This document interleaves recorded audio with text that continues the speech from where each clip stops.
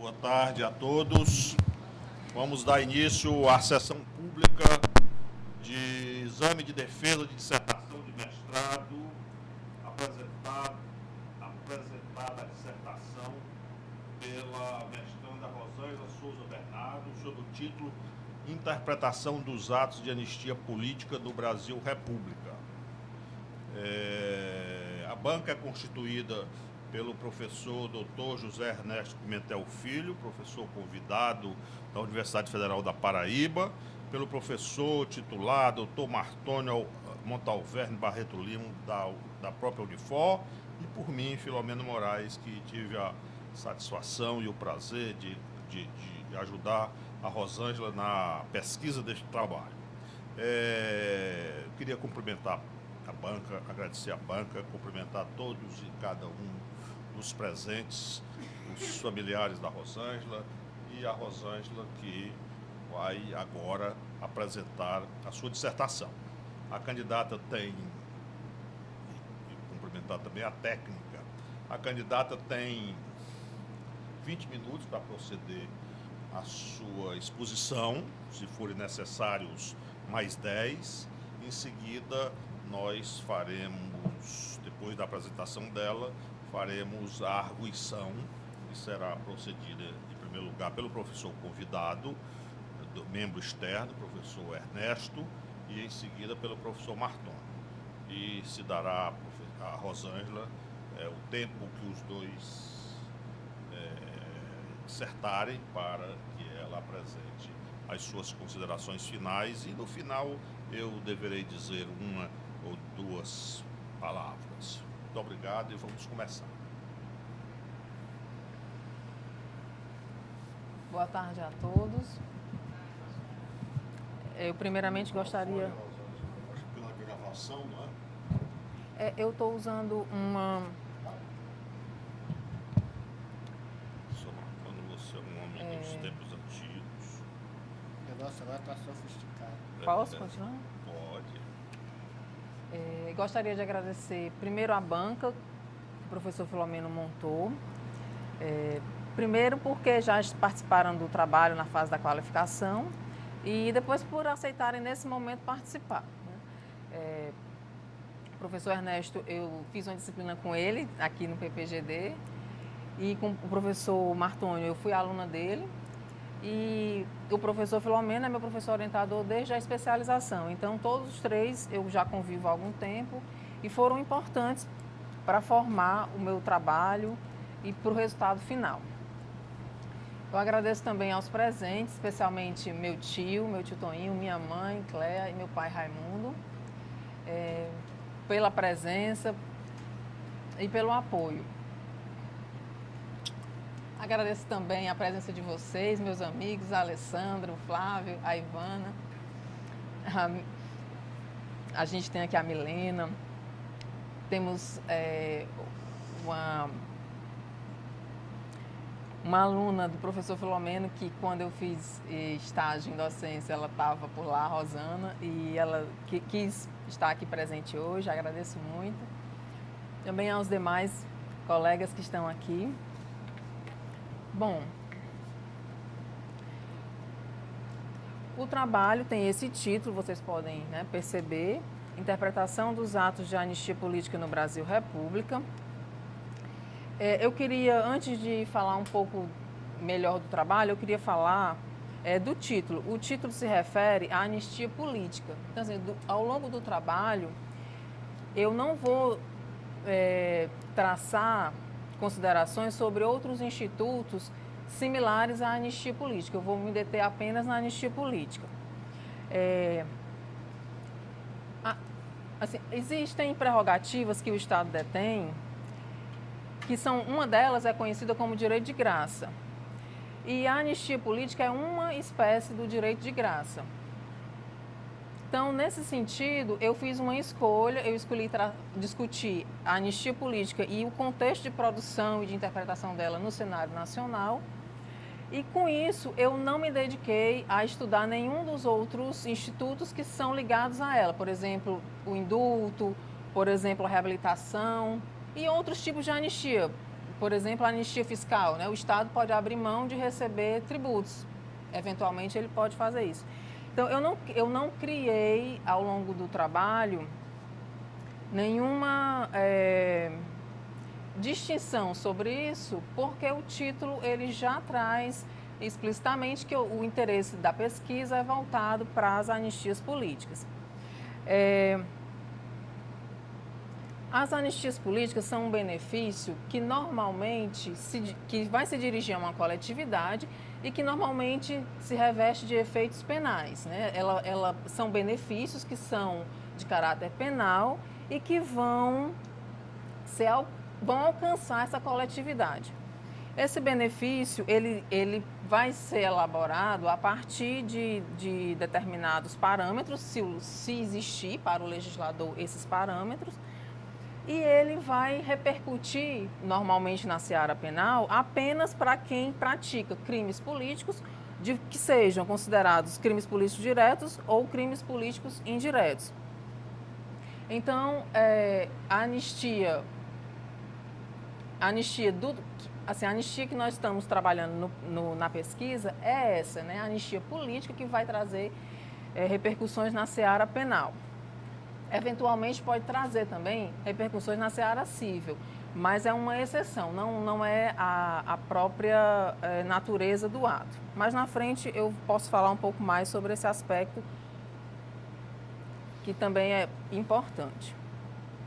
O trabalho se situa dentro da área de concentração de Direito Constitucional Público e Teoria Política.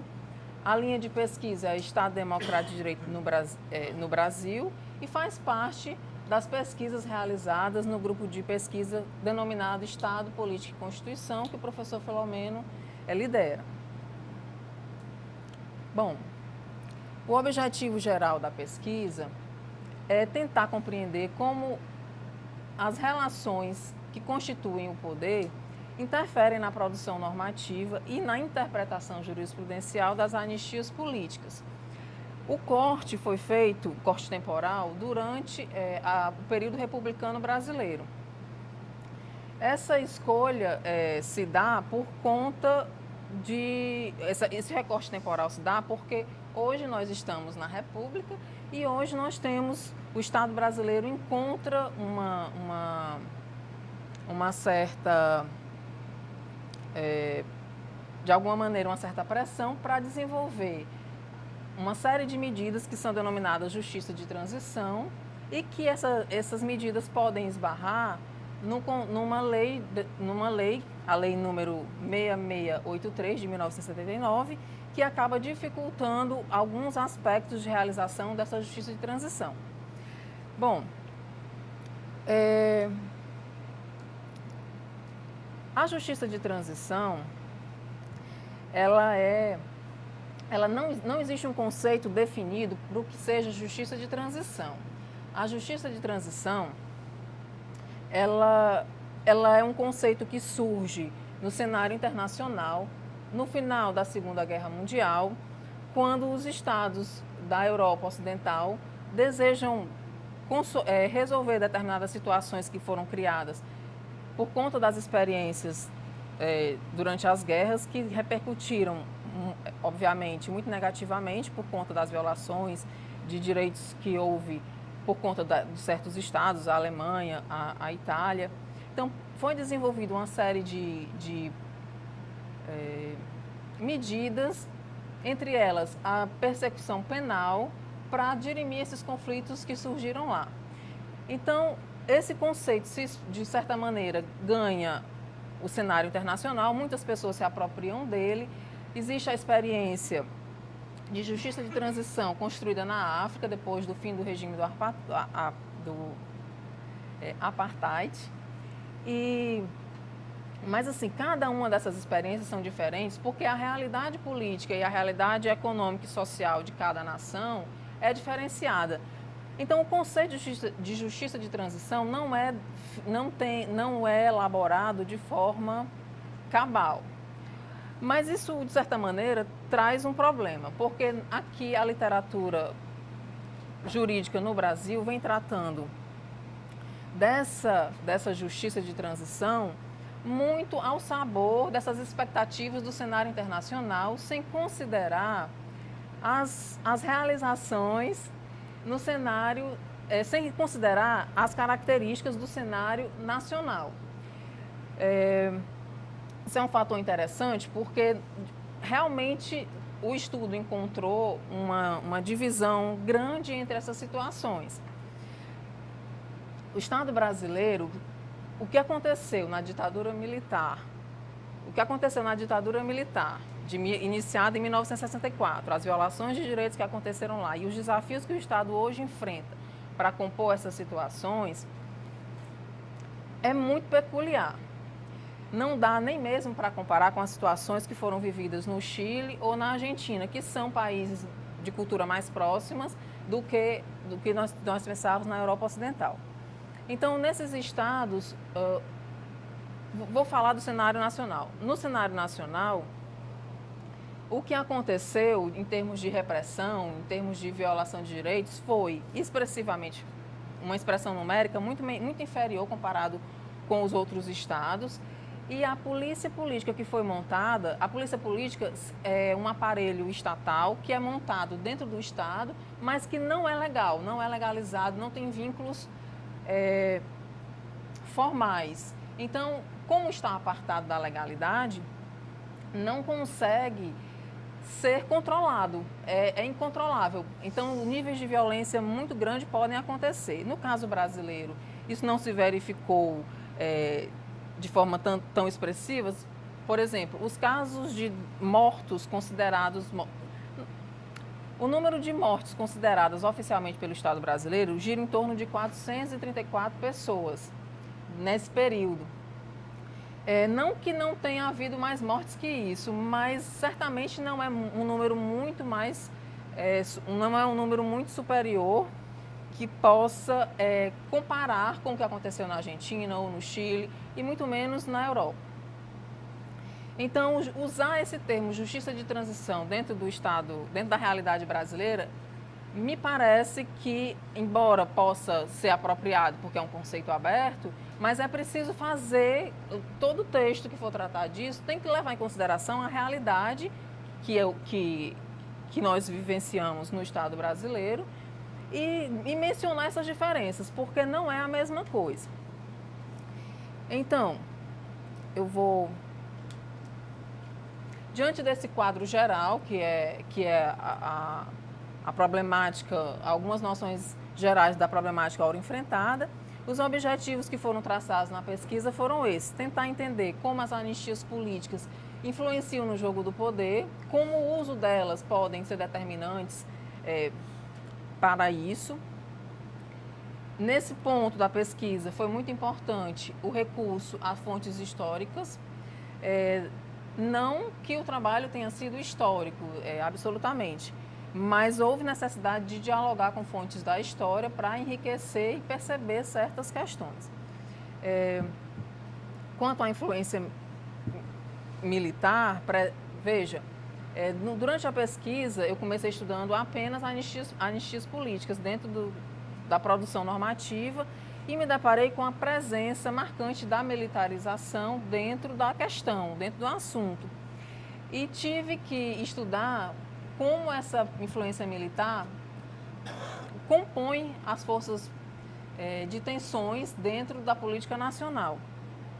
E isso, primeiro porque os militares, muitas vezes, no universo de produção de anistia política ao longo da história republicana, os militares foram uma categoria muito beneficiada, eles receberam esse benefício. Além disso, eles ajudam a compor a política nacional. Como isso se dá, isso foi sendo discutido ao longo dos capítulos, né? O outro objetivo específico era discutir como o Poder Judiciário, interpretando as leis de anistia política e dando um tratamento à criminalidade especificamente política, como o Poder Judiciário foi influenciado pela militarização e como o Poder Judiciário ajudou a compor esse cenário que chega a influenciar hoje o conceito e a forma de criar as justiças de transição no presente. E aí, assim, que já, na verdade, já fiz uma junção, né, entre o terceiro objetivo específico e o quarto. O projeto de abertura política, iniciado na década de 1970, ele está presente ainda na atualidade, os seus motivos, a maneira de como preservar aquilo que foi combinado, aquilo que foi tecido, e isso e ainda hoje nós vemos na nossa construção do projeto de justiça de transição. A metodologia do trabalho é uma metodologia descritiva analítica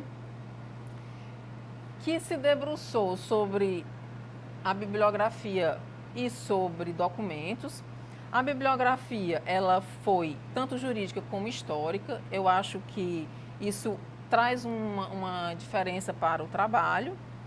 Quanto aos documentos, foram analisados 56 atos normativos concessivos de anistia política. Esses atos foram produzidos entre 1891 e 2016.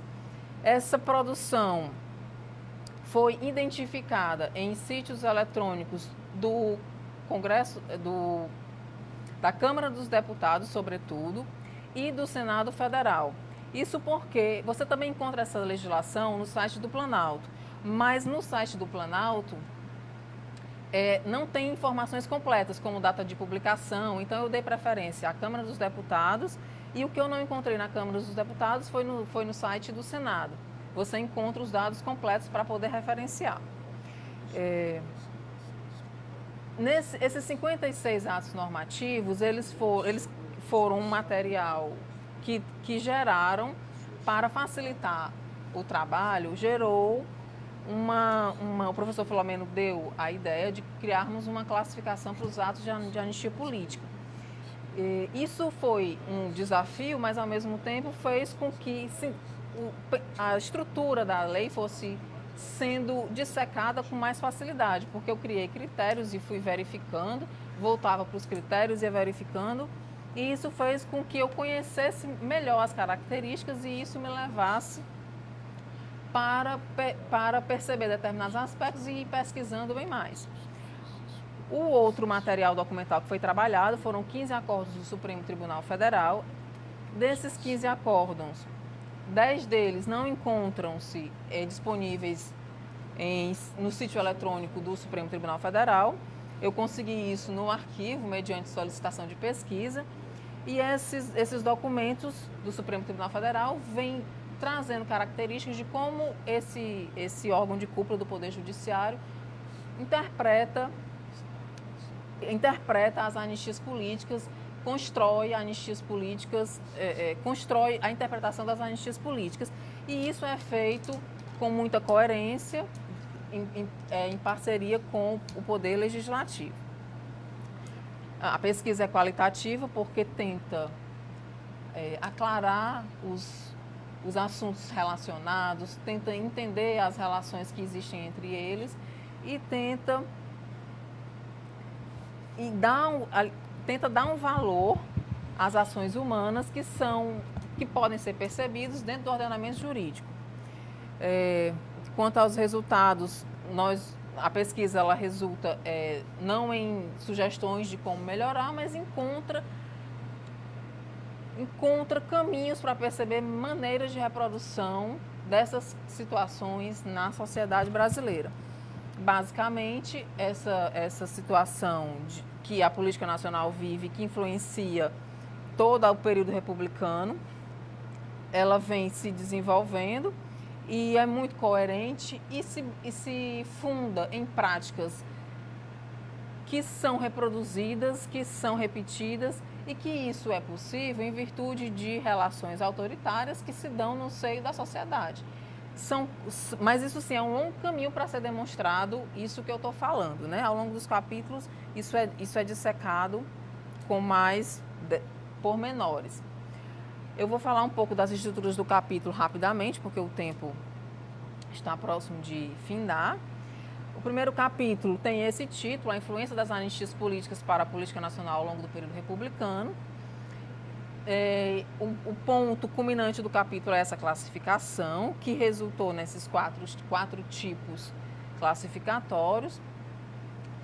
A classificação, ela primeiramente foi precedido de considerações iniciais, depois cada tipo desses foi conceituado e foi exemplificado. Salvo as anistias contrárias ao regime, que é esse finalzinho do ponto 4, que não encontramos um exemplo para ele. As anistias políticas, de uma maneira geral, elas conseguem ser usadas pelos organismos governamentais e sempre buscando alcançar interesses e objetivos que são do próprio regime. De modo que nós não identificamos um exemplo para ele, mas todos os outros foram exemplificados. O segundo capítulo vai falar do Poder Judiciário. O título do segundo capítulo é o Poder Judiciário, as anistias políticas e a política nacional. Esse segundo capítulo vai relacionar a influência do militarismo sobre o Poder Judiciário e vai fazer considerações sobre a justiça de transição, especificamente quanto à DPF 153, que tratou da recepção pela Constituição Federal de 1988 da Lei de Anistia 6683 de 1979. O pensamento do Antônio Pereira foi um norte para este capítulo, para orientar a interpretação que foi feita, para orientar a interpretação que eu fiz daquilo que o judiciário anda interpretando, né? Então, o Antônio Pereira ele faz um estudo comparando o que aconteceu no fim do Estado burocrático autoritário, que é um termo usado por Guilherme O'Donnell, nas experiências da Argentina, do Chile e do Brasil, e ele vai fazer comparação de diferenças, vai estabelecer diferenças entre essas experiências.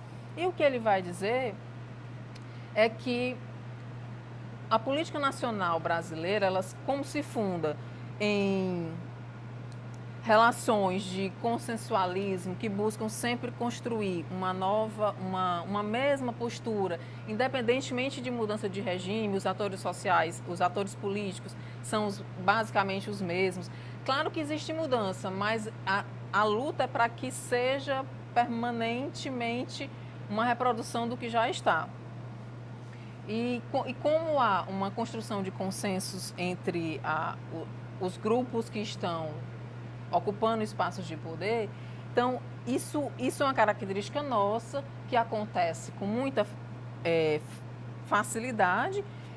Então, a influência militar sobre o Poder Judiciário foi sendo confeccionada ao longo da experiência republicana e um grande ponto de partida para essa sólida relação se deu com o estabelecimento do Tribunal de Segurança Nacional da década de 1930, na experiência ditatorial capitaneada por Getúlio Vargas, em que você encontrou um tribunal que era composto por civis e por militares. Então, essa experiência aproximou essas figuras e essas relações foram sendo construídas de forma sólida e isso influenciou no judiciário, na forma como o judiciário trabalha, na forma como o judiciário decide as questões sobre criminalidade política. Vejam, o período ditatorial lida com muito mais intensidade com a questão política. Então, com essa passagem, por conta do momento histórico, o Poder Judiciário teve que lidar com criminalidade política e quando chegou na época da justiça militar, do regime militar, essa inter-relação estava bastante solidificada e possibilitou que a persecução contra os dissidentes políticos do regime de 64 fosse feita dentro do aparelho do Estado, do Poder Judiciário. Então, não foi algo, essa junção entre militares e Poder Judiciário não é algo banal e não é algo que possa, que não tenha uma explicação material. Tudo o que está acontecendo é resultado de relações de pessoas que se aproximam e que vão construindo entendimentos. E isso tem algumas vantagens para... isso tem repercussões, certo? Uma das repercussões é uma certa vantagem no trato com a criminalidade política, porque a criminalidade política, quando encontra dentro do seio do Poder Judiciário maneiras de ser tecida, isso significa que a violência não vai ser muito grande, comparando-se com outros estados que constroem polícias políticas sem nenhuma legalização, sem nenhum vínculo legal e que onde a violência é muito maior. Mas, em compensação, quando há uma transição de regimes, essa transição é muito mais lenta, gradual e, portanto, a criminalidade que foi praticada pelo governo contra os dissidentes políticos, de uma maneira geral, não vai conseguir ser punida. Né? Os agentes do Estado que realizam a persecução contra os dissidentes políticos não vão ser punidos penalmente pelos seus atos. É a teoria que o Antony Pereira vai trabalhar a partir do que ele estudou, comparando Argentina, Chile e Brasil. Então, na Argentina e no Chile, a sociedade sofreu muita violência, bem mais do que aqui, e isso fez com que a sociedade, quando terminasse o regime, cobrasse muito mais uma justiça de transição que realizasse a punição penal dos agentes do Estado que agiram contra os dissidentes políticos. E a explicação para essa atitude política que a gente encontra no cenário brasileiro se dá porque a explicação, né, tanto do Antony Pereira como do Guilherme Aldônio, se dá porque as relações autoritárias na sociedade brasileira são tão marcantes, são muito mais fortes e estabelecem hierarquia com muito mais força na vida ordinária de cada um de nós, que permite que a política seja feita de forma mais controlada. A população consegue estar mais controlada, então eu não preciso usar de tanta violência. Mas existem sim fatos que foram violentos, que foram cometidos, que foram violentos. O tempo está acabando, vou terminar. Existem sim atos que foram cometidos pelo Estado, que foram bastante violentos, no final do regime ditatorial de 1964, mas é preciso compreender uma nuance que eu não gostaria de deixar de explicar. É que o governo militar, quando anunciou a abertura política, a transição do regime, ele fez isso, mas houve uma certa comunidade dentro do governo militar que não gostou, que achou que não era o momento. E resolveu recrudescer o regime, perseguindo os dissidentes políticos com muito mais violência. Isso foi feito, mas o governo militar não aceitou o que foi feito e tomou medidas para que essa comunidade fosse, de certa maneira, a ação dela fosse minimamente controlada. A ação que foi tomada foi diminuir os níveis de censura, então a imprensa, acompanhando o que estava acontecendo, acabou forçando, de alguma maneira, que essas ações fossem reduzidas. Não que não tenham sido violentas, foram, né? As operações que aconteceram na guerrilha do Araguaia e que foram objeto de condenação do Estado brasileiro perante a Corte Interamericana de Direitos Humanos em 2010, essas operações foram extremamente violentas. Mas assim, essas operações foram o episódio que mais fez desaparecidos políticos. Foram 70. No universo de 210, lá na região do Araguaia, desapareceram em torno de 70 pessoas. Então, o número é inexpressivo, mas não significa que a sociedade brasileira não seja violenta. É porque a violência ela se dá nas relações sociais de uma maneira tal que esses momentos de maior repressão talvez não se façam necessários. Quando se fazem necessários, eles acontecem. Né? Então, eram essas as considerações. Eu queria só anunciar brevemente o terceiro capítulo para não ficar em aberto. O título dele é A Política Nacional e suas implicações para a Constituição da Justiça de Transição. Aqui nesse capítulo fala-se um pouco mais sobre essas características do autoritarismo presente na nossa sociedade. A anistia política é tratada como uma prerrogativa dos militares, porque como eles compõem a Força de Segurança do Estado, e eles são as pessoas que vão fazer, eles têm, durante o período republicano, a função de serem guardiões da lei e da ordem, então eles vão estabelecer, eles vão, para poder agir, ter prerrogativas. A anistia política faz parte desse conjunto. Não é que sejam prerrogativas reconhecidas formalmente, mas os militares lutam por isso. Eles fazem e querem e desejam essas prerrogativas e isso tem sido respeitado. Então, por conta disso, há dificuldade de construir a justiça de transição para os casos de violações de direitos humanos, mesmo quando o Estado brasileiro recebe uma condenação no nível internacional perante a Corte Interamericana de Direitos Humanos. Quanto às conclusões, o que dá para, assim, existem conclusões menores, não é? Mas essas são as principais. Existe a presença ainda de marcas da política nacional do começo do século XX, que ainda estão presentes hoje, que vão sendo reproduzidas e vão sendo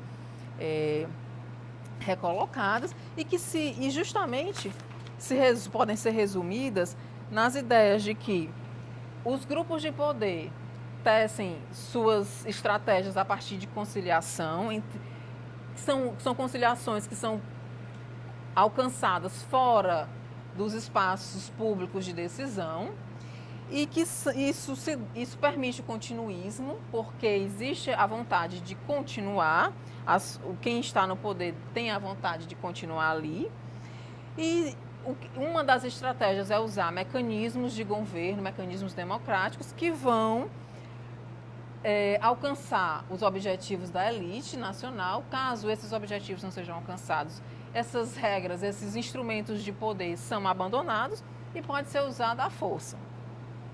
Então, essas regras vão sendo implementadas ao longo da história republicana e, inclusive, ao longo da história na Quinta República, né? A Constituição de 1938. As instituições militares, elas permanecem influenciando o poder judiciário e a política nacional, claro que de forma diferenciada minimamente, porque a conjuntura mudou em alguns aspectos, não mudou em aspectos formais, sobretudo, e a questão do continuismo nas práticas, no padrão de interpretar as leis de anistia. O Supremo Tribunal Federal, em 2010, fez uma interpretação das leis de anistia política que ratificou toda a interpretação que ele já fazia ao longo da história republicana brasileira. Então, independentemente da carta política,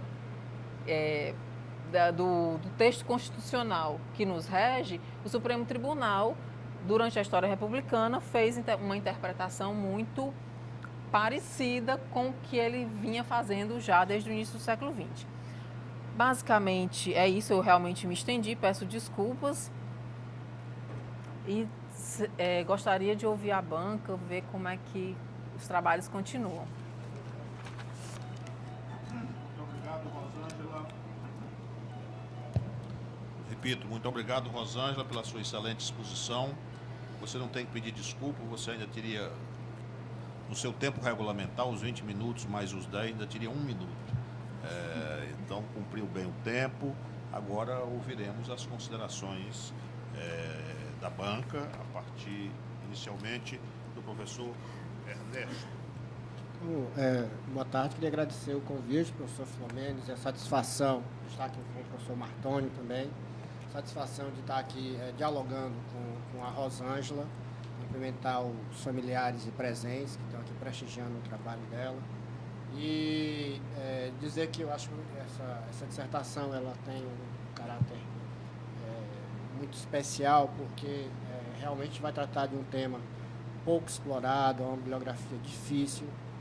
E eu acompanhei o trabalho da Rosângela com vários diálogos ao longo da feitura do trabalho, especialmente depois do exame de qualificação. Nós tivemos ali algumas discussões onde eu auxiliei lá a professora Gina, então nós nos conhecemos ali, e depois com a qualificação, eu pude conhecer o trabalho da Rosângela mais de perto, né? E com mais familiaridade em relação à sua preocupação documental. É um trabalho que tem um veio documental muito forte, tem um cuidado, um zelo muito grande pelo documento. É um trabalho que faz uma delimitação histórica muito importante, porque ela não se perde até o Império, ela delimita lá a República, faz toda essa narrativa que chega até a Lei de 79, e ela tem uma precisão de linguagem muito grande. Ao mesmo tempo que é muito difícil, né, Rosângela, trabalhar com esse tema, porque é uma complexidade muito grande. Quer dizer, você vai fazer ali algumas definições muito importantes, sobretudo no primeiro capítulo, né, para fazer toda o trabalho preparatório para entrar o segundo e o terceiro capítulo. E ali você vai trabalhar com a conceituação também de justiça de transição, quer dizer, é uma conceituação que já leva a uma outra complexidade. Então, você faz uma definição dela. Tem uma discussão sobre o que é crime político, quais são os crimes políticos, né? Tem uma dificuldade de encontrar, eu acho que um trabalho mais sistematizado sobre esse assunto. Então, eu acho que o trabalho da Rosângela acaba sendo, talvez, um dos primeiros trabalhos que faz uma sistematização, inclusive em termos de classificação, de tipologia. E há uma dificuldade muito grande também de entender o que é o direito de graça e como ele muda ao longo da história, né?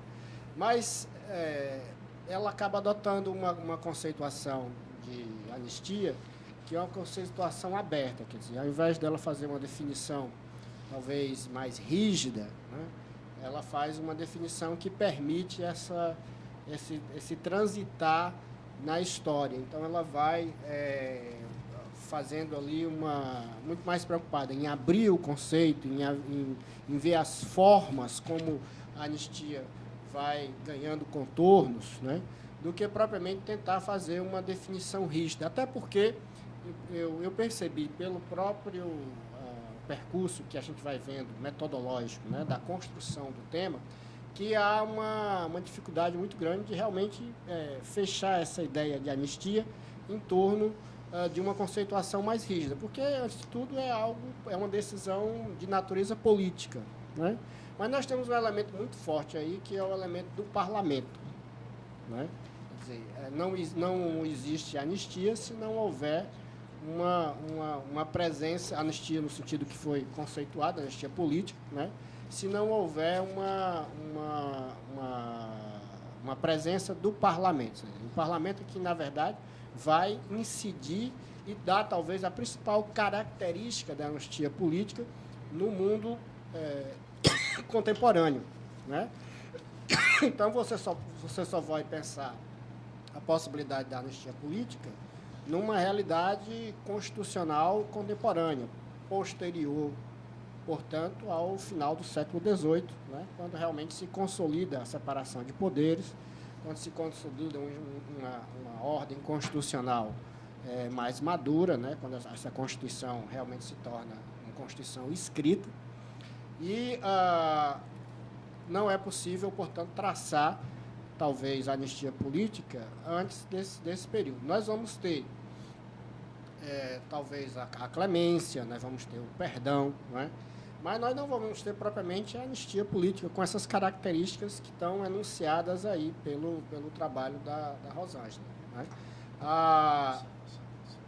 Eu senti que o trabalho assim está muito maduro. Eu praticamente não teria assim propriamente questões a fazer ou qualquer processo assim de uma crítica, nenhuma discordância em relação à abordagem que você tratou o tema. Me pareceu uma abordagem bastante rigorosa, bastante precisa e de grande contribuição para esse tema, né? Mas eu teria assim talvez duas dúvidas, né? Uma em relação por que você não aborda ali, quando vai falar, por exemplo, em 1824, no artigo 101 da Constituição de 1824, você fala do inciso 9º, mas não fala do inciso 8º.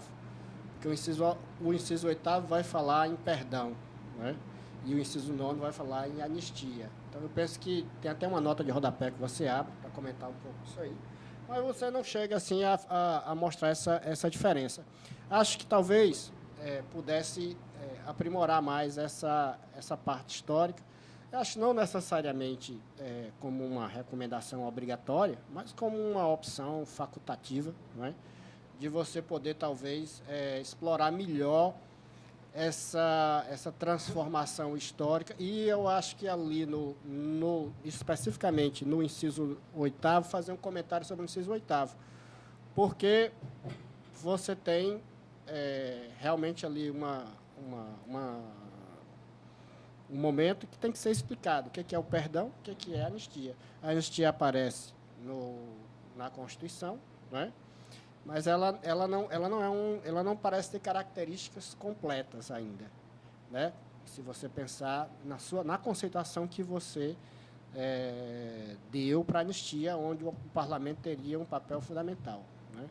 Então, e ao mesmo tempo existe a possibilidade do perdão, quer dizer, então nós teríamos ali um momento histórico importante de ser comentado.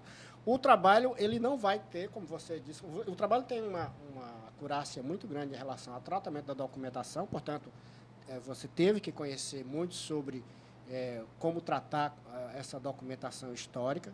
Há uma reflexão histórica transversal, mas você, como tratou muito bem, a sua característica principal não é um trabalho de história do direito, mesmo que seja a gente pensar a história do direito mesmo, assim, né? Não falando em história, mas história no sentido de história de ofício, mas você tem ali realmente um tema mais de natureza ligada à ciência política, aos temas talvez do professor Filomeno, enfim, mas ao mesmo tempo há uma consciência muito grande do respeito à fonte. Talvez, isso possa ser construído talvez até no futuro, né? Você pensar um pouco como é que vai se configurar essa ideia de anistia política. Porque você conceitua de maneira aberta, para que não possa restringir a sua movimentação durante um período muito longo, que vai aí de 1891, 1892, até o tempo presente. Então, você procura não fechar o conceito, né? Mas você não vai configurar assim em que momento e quais foram as características da elaboração jurídica que levou a dizer, olha, isso aqui é anistia política, isso aqui não é indulto, isso aqui não seria outro tipo, não é clemência, enfim, isso aqui é realmente anistia.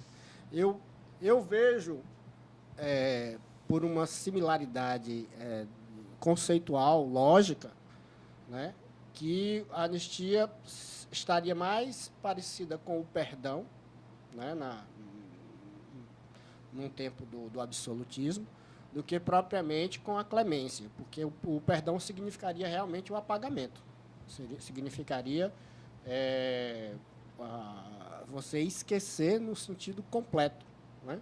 E como a anistia, além de esquecer, ainda pode trazer consequências no plano civil, né? Por exemplo, você poder retomar o seu emprego, você poder ser indenizado, enfim, há uma série de consequências de efeitos civis, né? De efeitos civis. Portanto, nós temos aí um apagamento completo. E a clemência não é isso, né? A clemência é uma modificação da pena, né? Mas ela não apaga o crime, né? Também não, então essa diferenciação conceitual e essa transformação que leva a configurar a anistia política conforme você trabalha e conforme se chegou no ordenamento jurídico de hoje, é uma coisa que talvez você pudesse investigar mais, mas não é algo, de forma alguma, obrigatória no estágio atual da sua pesquisa, mas é algo que a gente não conseguiu chegar. Eu vou dizer até a gente porque eu tentei ajudar e tentei encontrar esse caminho. Nós até recorremos a uma bibliografia internacional em inglês, e ela sempre eu dizia, mas eu fazia as perguntas e ela me trazia cada vez mais a complexidade e a dificuldade de você chegar a ter um desenho que possa, assim, com clareza, estabelecer uma conceituação límpida. E parece que não houve essa conceituação límpida. Você vai ter idas e vindas, você vai ter, por exemplo, no próprio perdão na Constituição de 1824, talvez seja uma clemência, né? E não perdão no sentido de uma obliteração, de realmente apagar o crime. Então, nós temos ali várias conceituações que aparecem em diferentes momentos da história e que você não tem exatamente uma transparência uma limpidez em relação ao que essas palavras significam. E como é um ato político, você vai ter anistia para os mais diferentes casos. Então, a sua classificação ela é uma classificação bastante aberta, ela varia de critérios, né?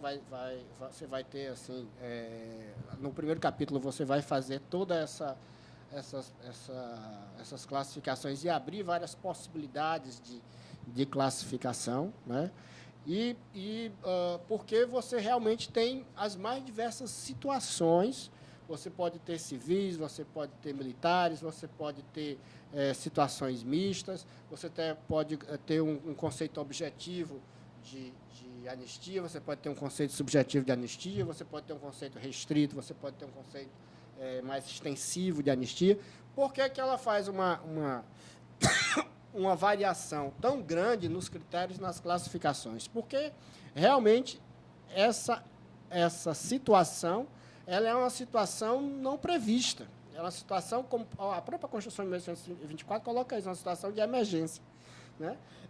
É uma situação onde você lida com um problema concreto. Então, é uma solução política que se dá e uma solução que só pode aparecer a partir de uma configuração consensual, a busca de um consenso, a busca de um remédio após ter havido um conflito muito grave na sociedade, onde talvez não se tenha chegado a culpados ou inocentes no seu sentido pleno, né? E, em relação, quando vai trabalhar o tema mais contemporâneo, a ditadura militar, é bem isso que vai, talvez, justificar essa ideia de anistia e a forma como o STF recepciona essa anistia. Quer dizer, um conflito gravíssimo, e onde você não vai encontrar um remédio que é um remédio que não passa pelo direito penal convencional.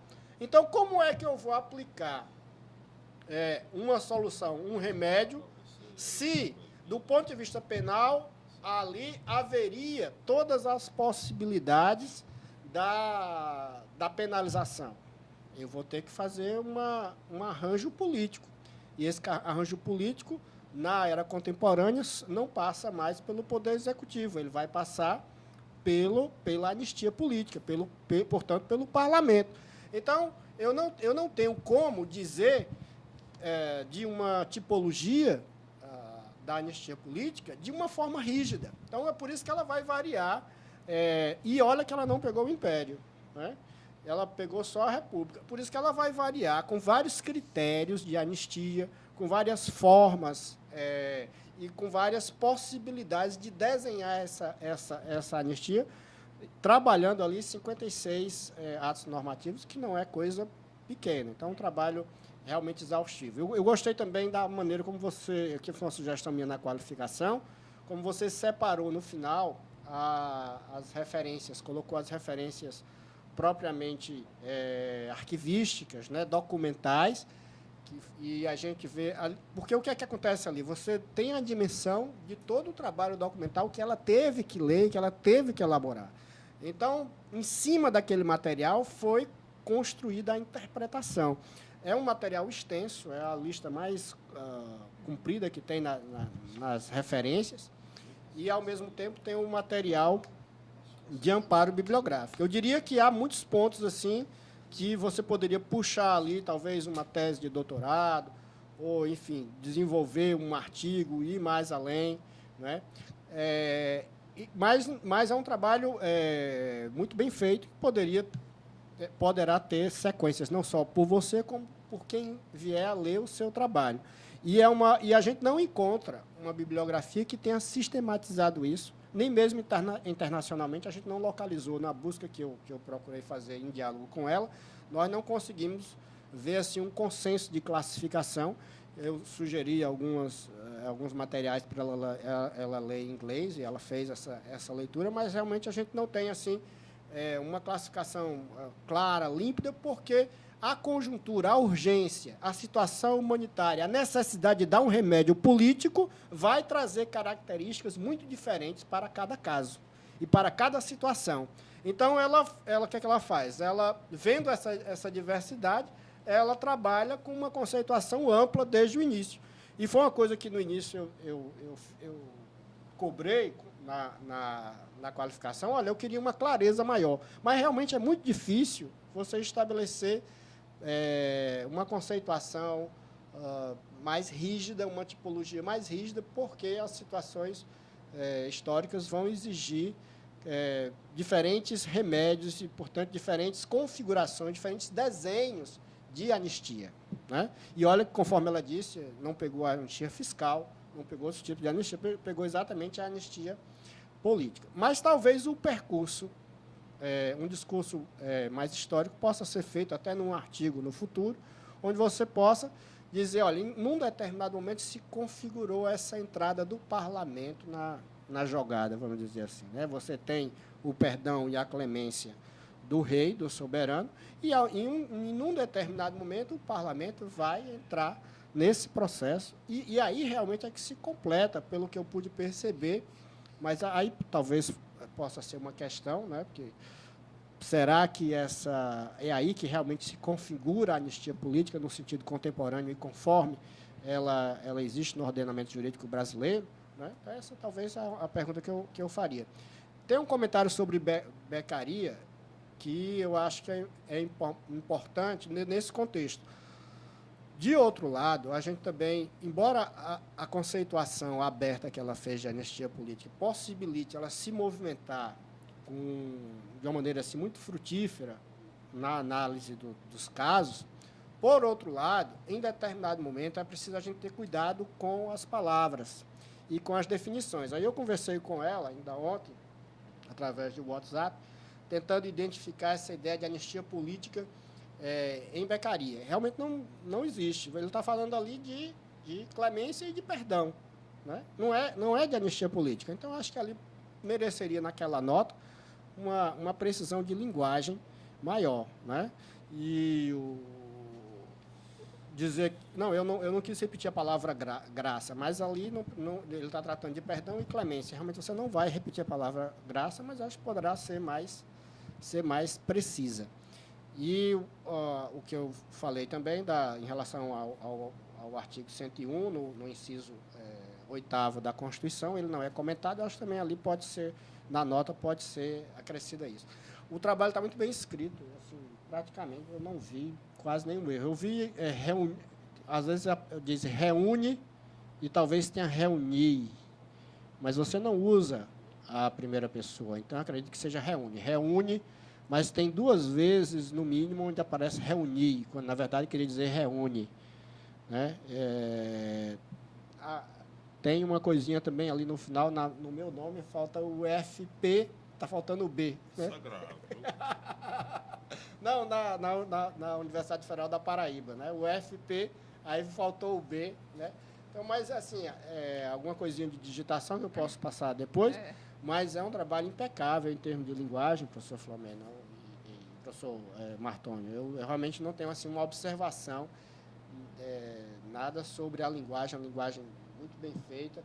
A introdução, ela não faz nenhuma referência, hoje em dia está sendo utilizada, acho que a professora Gina também chamou muita atenção para isso, né? A introdução é um discurso mais livre, onde você não vai fazer citação, nem vai fazer referências. Então, ela tem uma correção muito grande, a Rosângela tem uma correção muito grande em relação à linguagem. Eu penso que alguma outra coisa que eu puder acrescentar, aí eu mando por e-mail diretamente para você, Rosângela. Mas é um trabalho que eu acompanhei, que eu dialoguei e, de uma certa maneira, me envolvi. Eu gostei muito da maneira da gente trabalhar, porque eu estou vindo para uma banca no final, onde, na verdade, a gente já teve um diálogo e vem dando contribuições para essa reflexão que eu tenho feito na área de História do Direito. Então, é um trabalho, eu acho que a partir do professor Filomeno, é um trabalho realmente de parceria autêntica com o professor Filomeno. Até agradeço por essa oportunidade de dialogar com a Rosângela e, nesse momento especial, um momento formal, que foi a qualificação, e agora nessa defesa final. Então, eu posso dizer o seguinte, com muita segurança e com muito orgulho, eu diria que o trabalho é um trabalho de excelente qualidade para o mestrado, né? Claro que a gente está aqui para debater, a gente está aqui para fazer alguns comentários críticos, mas eu fiquei muito satisfeito com o trabalho e posso dizer que você está de parabéns, Rosângela, e o professor Filomeno também, por esse excelente trabalho, que faz realmente jus ao que é o programa de pós-graduação em Direito Constitucional da Unifor, com esse nível de excelência que ele tem aqui, com essa nota 6. Então, a gente não é uma coisa simplesmente formal, não é uma nota formal, é realmente um trabalho concreto, substancial de pesquisa, muito sério, e o seu mestrado vem mostrar isso, mostrar que realmente aqui está sendo feito ciência. E o rigor documental, o caráter empírico documental da sua pesquisa é um caráter que a gente pede muito ao estudante do direito que ele faça, né, na área do mestrado e do doutorado, e nem todo mundo consegue. Claro que aí poderá haver outras considerações, o professor Martoni agora vai fazer a sua apreciação crítica, onde você pode depois aperfeiçoar, mas eu, de minha parte, fiquei muito satisfeito do seu trabalho e manifesto efusivamente meus parabéns. Muito obrigado, professor Ernesto. Passo agora a palavra de imediato ao professor Martônio. Boa tarde a todos. Boa tarde, meu caro presidente da banca, professor Ernesto, nosso convidado, minha prezada Rosângela. A todos, eu gostaria de me penitenciar. Talvez eu insista muito, né, de que esse é um momento solene e que, evidentemente, não se deve atender celulares ou alguma coisa, muito menos num momento desse. Mas é que eu acabei de ficar sabendo, meu filho de 16 anos teve um pequeno acidente em casa e até que eu pudesse resolver daí a minha ausência, peço desculpas ao público, mas peço desculpas especialmente a você, Rosângela, né? Estou dando essa explicação para justificar a minha grosseria de ter que ter atendido o telefone e responder mensagens enquanto o professor Ernesto falava, enquanto você falava também, e ao público também. Rosângela, eu gostei muito do seu trabalho, eu acosto-me aqui às palavras e observações do professor Ernesto, especialmente a parte documental, embora me pareça um pouco incompleta, não é, Rosângela? Acho que, assim, para a nossa curiosidade histórica, alguns desses extratos de atas ou algum desses votos que você transcreveu, copiou aqui, explicou que se dirigiu ao Supremo Tribunal Federal e lhe mandaram essa documentação, você deveria também socializar conosco, porque, claro, a gente acha essa documentação é importante, ter acesso tão fácil, não é assim como você teve e proporcionou a gente. Então, desse ponto de vista, eu acho que o trabalho está muito bem concatenado, positivo, que reflete, claro, né, tanto a sua dedicação quanto a dedicação do seu orientador, tá? Então, eu queria apenas fazer umas observações de ordem formal, num primeiro momento, que é um padrão que a gente exige, né? Por exemplo, na página 14, na página 46, a separação de capítulos numa página independente, né? As conclusões também, essa formatação, um ou outro equívoco que tem de digitação, alguma coisa que você desse uma olhada na bibliografia também, eu reparei alguma digitação errada e pelo menos 2 obras eu não vi a menção ao ano. Eu não sei se é, pelo menos na minha versão, eu não sei se é porque a obra, algumas não tem ano, você devia botar S.A, né, ponto, quer dizer, sem o indicador do ano. Em todo caso, só lhe pediria para lhe chamar a atenção desses aspectos. O tema também, a felicidade, na minha opinião, né, acho que você e seu orientador tiveram uma felicidade ao falar do tema, sempre é um tema atual. E, claro, você não tem o dom da previsibilidade, né, do que vai acontecer. Quem imaginava, né, que quando você estava perto de concluir o trabalho, haveria essa nova, digamos assim, ADPF do PSOL, do Partido Socialismo e Liberdade, para a aplicação dos efeitos da lei da anistia, né, que está agora no Supremo Tribunal Federal. Né? Eu creio que se você pudesse acrescentar um tópico sobre isso, a inicial do PSOL, tá? Houve o julgamento recente, no caso Vladimir Herzog, da Corte Interamericana, que menciona novamente a jurisprudência da Corte dissonante da jurisprudência do Supremo Tribunal Federal. Né? Então, eu creio que isso enriqueceria o seu trabalho. Além de outras coisas que eu acho que deveria constar, Rosângela. Por exemplo, aqui na sua introdução, você diz que a postura do Supremo Tribunal Federal, na página 11, quando julgou a DPF 150, adotou argumentos jurídicos sociológicos, renovou o discurso da estabilidade política no presente. Será que houve essa renovação? Em que sentido você está dizendo isso? Que o Supremo renovou essa estabilidade política? Porque esse julgamento é muito criticado. A problemática do chamado trabalhar do passado, que não foi feita, que a interpretação do Supremo sobre a lei da anistia na DPF 153 corresponde a não permitir isso, ou seja, que se aplique a punição. Além do mais, a lei da anistia, a pergunta que se fazia na DPF era a lei da anistia, ela não se aplica aos crimes comuns praticados, de homicídio, de tortura e tal. Esse era o nó górdio, né, digamos assim, que o Supremo teve que enfrentar e não enfrentou. Ele não fazia do crime político, ele diz, o crime político é uma coisa, mas o crime comum praticado naquele período. E o Supremo disse, não, está tudo perdoado. Esse foi o problema, que não deixou com a resposta aqueles que perderam seus parentes por tortura, pelos crimes. Então, eu queria lhe ouvir rapidamente, se você pudesse falar, né, sobre esse ponto que você fala na sua introdução. E eu acho que seria importante você tocar nele na conclusão, porque em que medida foi isso que se deu a renovação desse discurso da instabilidade? Então, ou seja, que você diz e fala nesse aspecto. Né? Mais adiante, um pouco na página 15, você foi muito feliz quando contextualizou, o professor Ernesto, acho que também falou disso, anistia, clemência, impunidade, fraqueza do governante, né?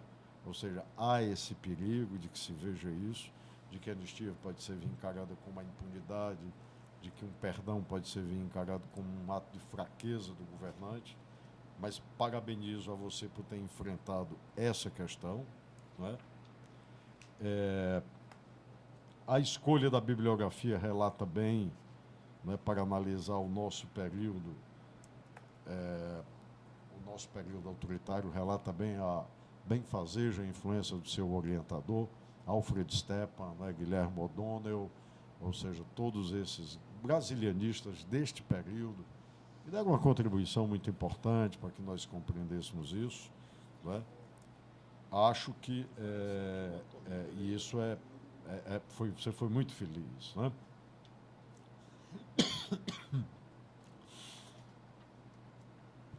Nesse aspecto, né? Você fala aqui na altura da página 48, minha prezada Rosângela, né? De que havia na lei da anistia, né, a lei que foi aprovada, de que foi um pacto firmado, acertado, decorrente da nossa transição. E essas palavras, eu lembro bem, se a memória não me trai, o relator da DPF 153 diz desse pacto que teria sido feito. Só que outros autores dizem exatamente o contrário. Não foi um pacto, foi uma imposição do governo militar. Aqueles que participavam do processo de votação da lei depois disseram que votaram mesmo pressionados, e pressionados pelos militares, para a realização da anistia, e que a lei da anistia foi feita praticamente sob uma ameaça. Ninguém sabia ainda, em 1979, o que ia dar do regime militar, se haveria realmente, né, a retirada dos militares do poder para a possibilidade de redemocratização, e que esta ameaça sobre o Congresso Nacional foi bastante concreta para isso. O que, pelo menos, põe em dúvida o argumento utilizado, né, pelo relator, né, no julgamento da DPF. Então, na verdade, a lei de anistia, ela mesma já não seria um pacto, em si uma autoanistia que os militares, na verdade, procuraram para si, num primeiro momento. E depois se estenderam àqueles, né, que dos grupos de resistência armada, a Guarda Popular Revolucionária, a Guarda Popular Palmares, Ação Popular Revolucionária, que pertenceu, inclusive, a ex-presidente Dilma Rousseff, etc., né, seriam beneficiados também. Essa foi a estratégica, teria sido a estratégica política, né, da lei da anistia. Tá? Um ponto positivo, quando você relata a questão dos habeas corpus, né, da doutrina brasileira do habeas corpus, recupera um pouco esse sentido, como o habeas corpus, né, de julho de 1900, um aspecto também que eu creio muito positivo nesse sentido, do seu trabalho. E aqui uma segunda pergunta, né, que eu queria fazer. Você diz, acho que você poderia apenas melhorar a redação na página 62, quando você diz que nem todos os acordos analisados identificam claramente as pessoas ou sua condição política. Mesmo assim, percebe-se um quadro relevante constituído pela jurisprudência do Supremo Tribunal Federal sobre aspectos elementares ligados à proteção conferida aos indivíduos beneficiados por tais medidas. Quais são esses elementos ligados, né, à proteção conferida aos indivíduos beneficiados? Seria bom você precisar isso, a fim de você fundamentar, na verdade, a sua afirmação aqui na página 62. Né?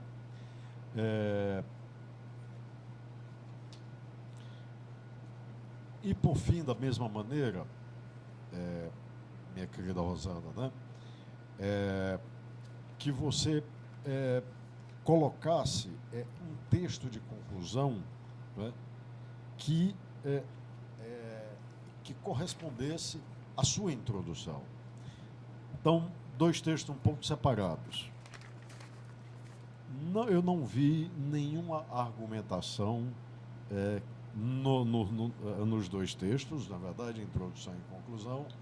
Eu não vi nenhuma argumentação que não dialogasse com o interior do texto. É só uma questão de organização, para ficar claro de que o leitor saiba aquilo que você se propôs a enfrentar na conclusão seja respondido na sua introdução, seja respondido na sua conclusão. Tá certo? Então, acho que seria importante para conferir mais ainda, né, um caráter de organização sistemática interna ao seu trabalho. Então, eu creio, são essas as observações que eu teria que fazer. Na verdade, é um trabalho e um tema, devo lhe dizer, que é muito interessante, né, e necessário de se dissertar sobre ele. Quem falar da anistia, falar da DPF 153, papel do Supremo Tribunal Federal, a nossa recuperação do passado, tudo isso são temas, na verdade, interessantíssimos para o trabalho, tem uma estreitíssima relação com a nossa área de concentração, claro, aqui do programa de pós-graduação, e eu queria lhe fazer uma sugestão final, né, que eu não vi no seu trabalho. Alguns estudos, isso fica para as suas leituras, porque o tema realmente, além de ser interessante, é complexo, né? Esse tema de trabalhar o passado, né, é uma exigência. E eu penso que talvez a única sociedade que tenha resolvido esse problema, né, ou que pelo menos não de uma forma ideal, claro, mas que mais avançou foi a África do Sul, com a sua Comissão de Conciliação e Verdade. Ela foi a fundo, a ponto de, como nós sabemos, né, Winnie Mandela ter sido uma das pessoas que foi indagada, na verdade, até que ponto ela teria incitado jovens dos famosos subúrbios de Joanesburgo, em Soweto, para enfrentar a polícia, o que culminou numa chacina de 72 pessoas. Então, perguntar agora, por que a senhora fez isso? Se a senhora sabia que ia ter esta tragédia como desfecho. Ou seja, foi uma comissão conduzida por um arcebispo da Igreja Anglicana, né? Mas ela foi uma comissão, sobretudo, que não escondeu nada de ninguém. Pode ser que ela tenha críticas, tem um autor que tem um livro interessante sobre isso, é o David Ditzenhaus, escreveu sobre o judiciário, justiça e transição, caso da África do Sul. Ela teve falhas, claro, mas ela teve muito aspecto positivo. Por quê? Porque ela abriu e obrigou os perpetradores de crime a darem satisfação à sociedade. Tá? Ou seja, fez surgir na sociedade a vontade de esclarecer tudo. Agora que nós esclarecemos, agora que eu sei que você matou meu pai, fez isso, apenas por uma questão racial, pode ser que nós consigamos seguir em paz daqui para frente. E não como esconder e como poupar. Tá? É inaceitável, por exemplo, não é algo aqui em qualquer país do mundo, aqui no Brasil, não só aqui, embora tenha muito caso como esse, que alguém como o Coronel Brilhante Ustra não tenha acontecido nada com ele. Matou, torturou pessoas ainda, falam isso, e não foi anistiado. Está tudo protegido pela anistia. Nós temos essa deficiência. O caso da África do Sul, eu acho que calharia como um exemplo, né, para a sua boa reflexão. Então, no mais, eu apenas penitenciando-me novamente pela desatenção, tá? Eu, claro, parabenizo a você e a seu orientador pelo trabalho. Obrigado, professor Flávio. Muito obrigado, professor Martônio. Rosângela, eu acho que você tem algumas coisas para dizer, mas eu, dado aqui, sobretudo, a preocupação que o professor Martônio está com ela, os filhos nos dão preocupações, tem que tê-los para saber, né? Eu sugeriria que você utilizasse 10 a 12 minutos para as suas respostas, certo?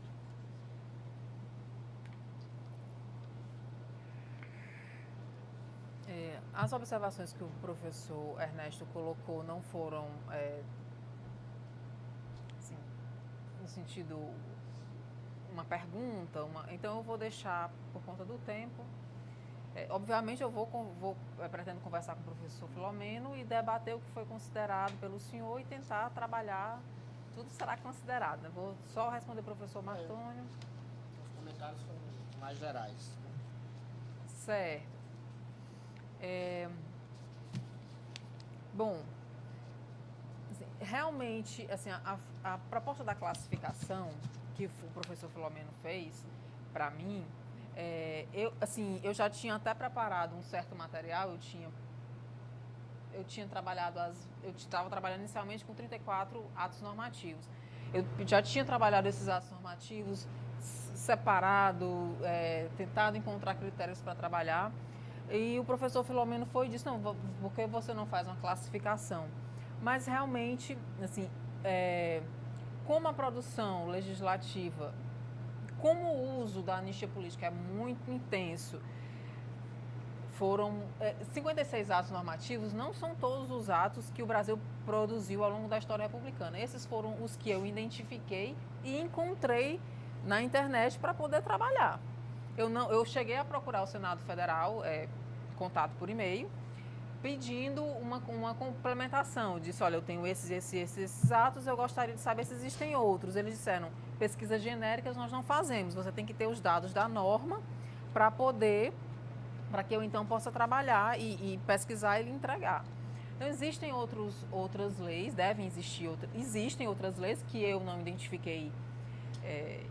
Tive notícias, mas não consegui identificar a própria lei, então como eu não tenho acesso a ela, eu não sei do que se trata, eu não sei se é anistia política, se é o caso de um indulto concedido com o nome de anistia política, porque houve casos que eu encontrei e identifiquei essa mistura que o legislador faz. Então, assim, trabalhar com esse material foi de certa maneira difícil pelo volume e sobretudo pela falta de critérios do legislador. Eu coloco até na nota de rodapé, lá pelas tantas, falando da questão da nomenclatura mesmo, porque os crimes que são listados, muitas vezes o legislador ele não fala nem quais são os crimes anistiados, ele fala os agentes, as pessoas envolvidas no movimento do dia tal. Então, assim, cabe qualquer pessoa, cabe qualquer crime. É muito difícil, sobretudo no começo do século, final do século XIX, início do século XXI, início do século XX. E depois de 1930, a legislação define o que é crime político. Em 1935 foi feita uma lei que definiu quais eram os crimes políticos, porque até então era o Código Penal que fazia tipificava os crimes políticos, mas não fazia isso de forma específica. Foi o Supremo Tribunal Federal que, interpretando o Código Penal, disse, não, esse grupo aqui de crimes são crimes políticos.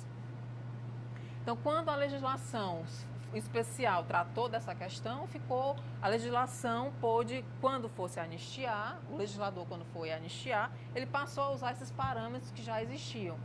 Então, mas, no entanto, são anistias políticas, embora sejam atécnicas, embora eu deveria ter considerado elas para o estudo. Veja, fazer a classificação, o objetivo da classificação não foi, pelo menos para mim, talvez o professor Flamengo tenha sido diferente, não foi fazer algo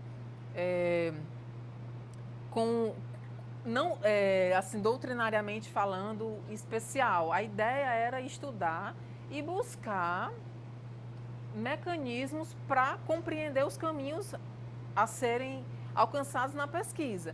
Claro que a classificação foi feita com rigor, foi tentando não só encontrar os caminhos, como ela mesma passou a ser um objeto de interesse para a pesquisa. Mas veja, não só era importante trabalhar tudo que foi feito para poder, quando fosse comparar com o trabalho do Supremo Tribunal Federal, interpretando essas normas, para entender melhor o universo do que estava sendo feito. Para entender melhor também a importância do legislador está criando tipos específicos ligados à criminalidade política. Ou melhor, definindo a criminalidade política, né? Porque os ligados à criminalidade política é muito mais fluido. O legislador tem uma possibilidade. No Brasil, a criação é ampla, a criação normativa é ampla, e a interpretação jurisprudencial, quando chega para o Supremo, veja, eu analisei 15 decisões, só uma delas é de controle concentrado, todas as outras são de casos concretos que estão chegando lá no Supremo Tribunal Federal e que foram tratados por esse órgão. Então, assim, existe o volume de material, além de ser grande, o próprio legislador brasileiro cria condições difíceis para se trabalhar. Mas eu acredito que as coisas que o senhor está colocando, as observações, depois de todo o quadro criado, talvez seja possível retornar e dar uma retrabalhada na situação. Sobretudo porque a clareza que eu fui adquirindo ao longo da pesquisa me permite hoje voltar e fazer uma crítica melhor. Esse capítulo que traça a classificação foi o primeiro capítulo, foi o capítulo que foi apresentado para a qualificação. Ele mudou, ele apresenta-se hoje melhorado pelas contribuições que vocês trouxeram, mas certamente ainda pode ser melhor trabalhado essa coisa da classificação, mas isso precisou ter, para que isso seja possível, é preciso fazer o percurso todo e voltar até lá, né? Com relação a essa discussão da clemência e do perdão, assim, na verdade eu iniciei a defesa falando desse universo das anistias políticas, que está no título, justamente para fixar assim, eu acredito que seja enriquecedor. Eu estava preocupada com o volume, com o número de páginas, se eu ia encontrar material também sobre isso, porque é difícil encontrar material sobre a anistia política. Então, assim, eu realmente não... Inicialmente, eu fiz a escolha, lógico, depois que o senhor falou, conversei sobre isso com o professor Filomeno, e ele disse que a escolha ficava comigo, assim, que isso poderia ser trabalhado de acordo com o meu horizonte dentro da pesquisa. Então, assim, eu realmente deixei fora esses outros institutos que são irmãos, né, que são correlatos à anistia política, para que, porque o leitor que está interessado em discutir a anistia política, eu tentei encontrar para ele as considerações que pudessem interessar. Não que essa distinção não interesse, mas eu estava preocupada com o restante do corpo da dissertação. Então, talvez nesse momento seja um momento de fazer uma reflexão sobre esse ponto e enriquecer o trabalho, né? Como o senhor fala, a questão da Constituição de 1824. Eu acredito, professor Martoni, assim, eu não sei se respondi como o senhor gostaria. Sim, satisfeito. Eu passo assim para as considerações do professor Martoni. A questão documental, eu imprimi tudo. Na verdade, eu tive acesso a 16 decisões que não são fáceis de encontrar, vamos dizer assim, do Supremo Tribunal Federal. Eu imprimi tudo para poder estudar, dá um bolo muito grande. É assim, é difícil de abrir, é muito maior do que, assim, é muito ruim mesmo. Então, para não, assim, como não está paginado, eu só imprimi, eu não sei quantas páginas tem, mas ia ficar muito grande mesmo. Então, o professor Filomeno colocou, não, vamos colocar só as páginas que você usou diretamente na citação do texto. Eu coloquei a primeira página do documento e coloquei as páginas que eu utilizei. Mas eu posso passar para o senhor o material, ótimo, isso aí não é nenhum problema. Eu acredito, assim, eu realmente, quando vou discutir, quando lia sobre a anistia política, esse meu tema já vem da especialização, então, inicialmente, eu realmente me encantei com a doutrina com a jurisprudência da Corte Interamericana de Direitos Humanos sobre a questão. Eu realmente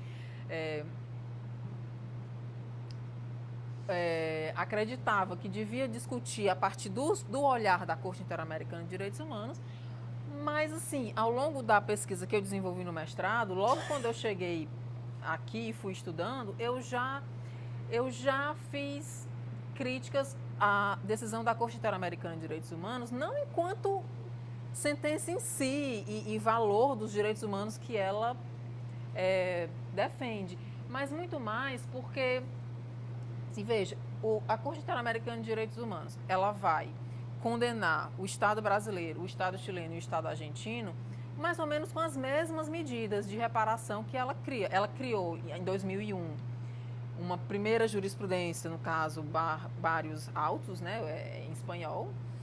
Ela inicia uma jurisprudência ali sobre essa questão da anistia na região americana.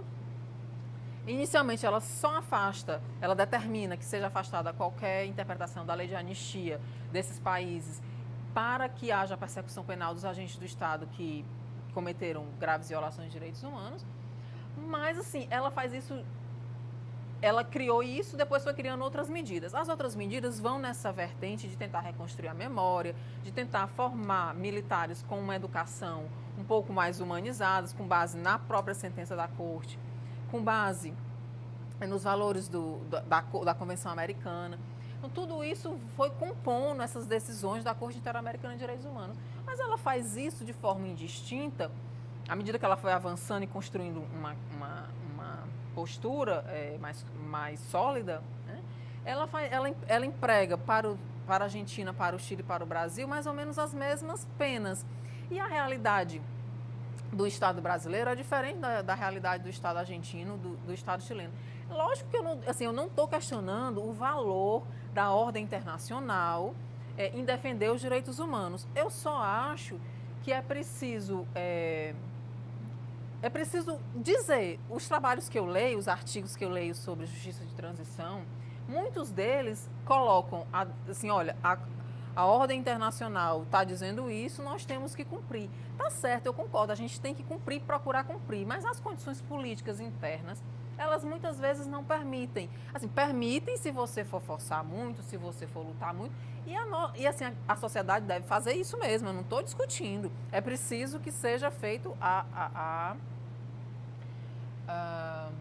luta, mas a questão é preciso ser dito no trabalho que existem condições, que só dá para fazer só dá para cumprir a decisão da Corte Interamericana de Direitos Humanos se for possível politicamente, porque o Supremo Tribunal Federal, por exemplo, vem e o senhor coloca essa questão da renovação, né?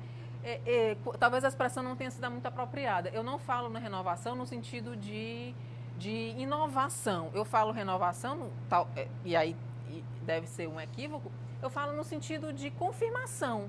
Ele confirma o que já foi feito desde o início do século XX, agora, no início do século XXI. Então, quando ele pega, existe um pacto que foi tecido para a abertura política, mas que excluiu muitos setores da população da confecção desse pacto. Uma das marcas da política nacional é justamente de fazer essas conciliações fora dos espaços públicos de decisão. Então, quando foi criado o projeto de abertura política, isso não foi discutido com os parlamentares que não fossem da base, que não fossem aliados. Isso foi depois que isso foi discutido e, vamos dizer, houve ali um consenso entre esses grupos, isso foi levado para as formalizações, né? Lógico que foi muito tempo, idas e vindas, mas não é algo que se possa dizer que não houve. Houve, excluindo vários setores da população nessa decisão, inclusive parlamentares.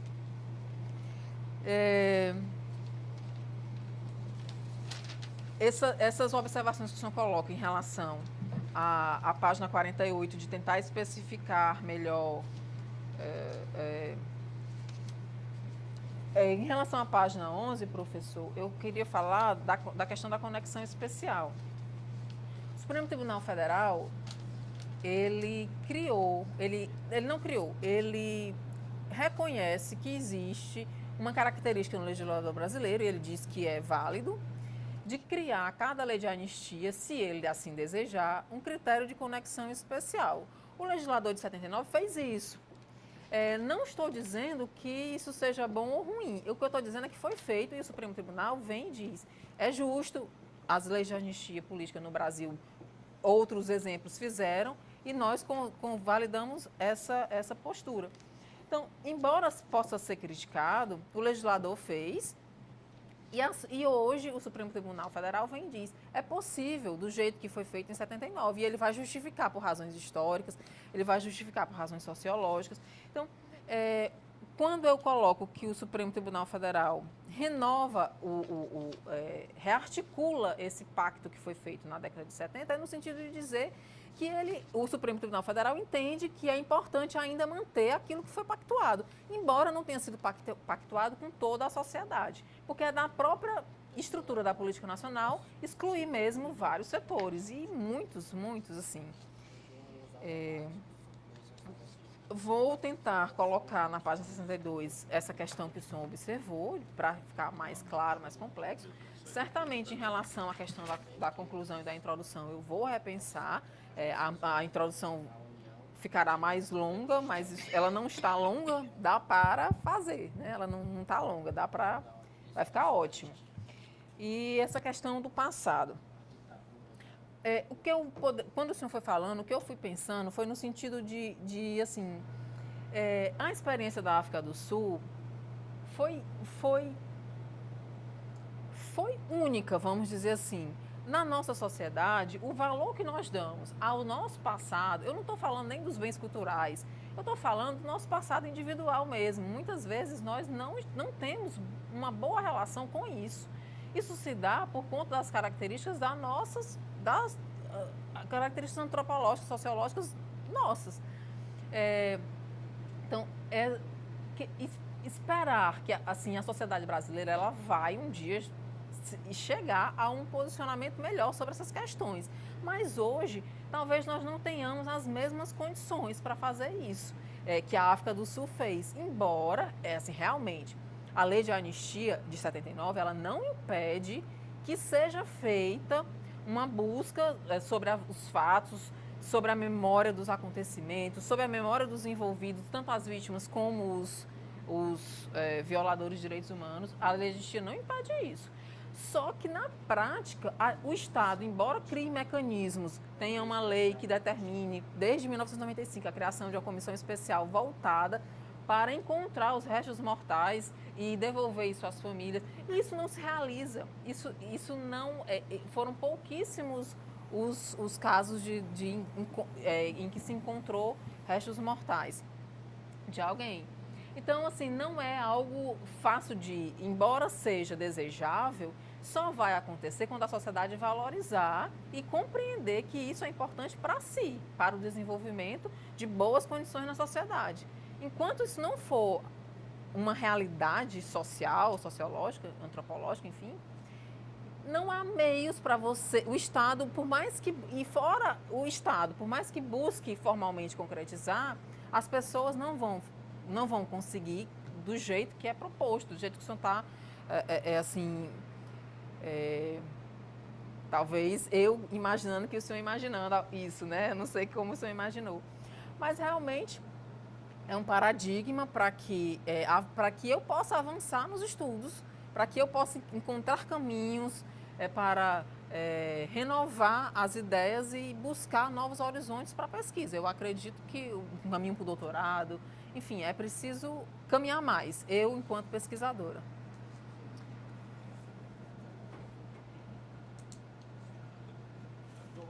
Terminei, professor. Muito obrigado, professor Martoni. Quer dizer alguma coisa? Não. Está satisfeito? De modo geral, nós três participamos da realização do trabalho da Rosângela. De modo que é pouco para dizer, principalmente eu, né, que fui o orientador formal da Rosângela, né?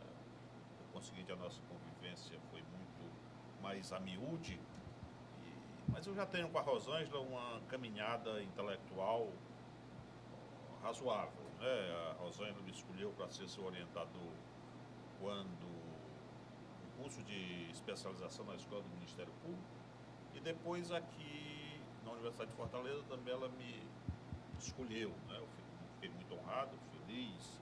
E neste trabalho da Rosângela, eu tenho um grande mérito. É só este que eu vou explicar. A Rosângela, lá pelas tantas, ela é muito imaginativa, ela queria deixar a anistia e trabalhar sobre a água. É importante a água, mas eu fiquei em pé, né? Eu queria ficar com ela. Eu digo, a água não seria comigo. Quer dizer, eu acho que o meu mérito foi este. O restante é dela, sobretudo. Dela, dos membros da comissão de qualificação. A Rosângela tem uma característica muito importante. Ela é uma pesquisadora nata, ou inata. E tem, sobretudo, uma grande característica que eu considero importantíssima para um pesquisador. Ela tem imaginação de pesquisadora.